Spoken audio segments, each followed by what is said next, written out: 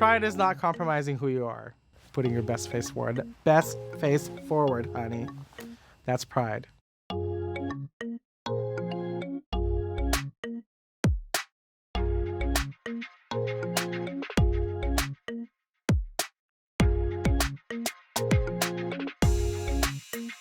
I've been fortunate enough to have a career where I portray out gay characters on television, and to me that's been the greatest gift of all, being able to portray out queer people who are also Asian, Filipino. It's been a tremendous gift. Like having a career that celebrates the fullness of my identity was something I never thought possible. Certainly when I first started in the industry, I thought I would have to sort of downplay both my queerness and my Asianness, and the fact that I'm flourishing in this industry by not diminishing who I am is I don't know, it blows my mind sometimes.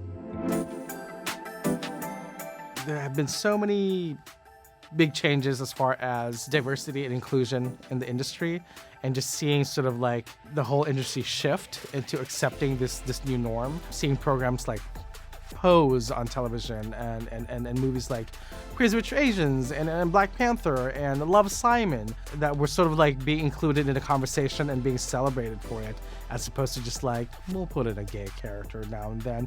But now we're really part of the conversation and part of the zeitgeist. So the fact that we're being included in the conversation, being celebrated for it is I think, really, I was like, oh, that feels big. That feels like a big win for our community.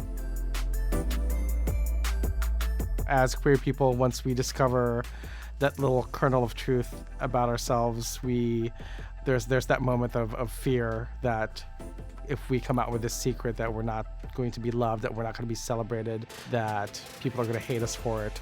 And if it's one thing that I learned just sort of being out throughout my entire career, is that the more comfortable you are with yourself, the more comfortable the people around you are with who you are. And so I think just living openly, living proudly allows other people to be more comfortable with you. And it's, and that's pride.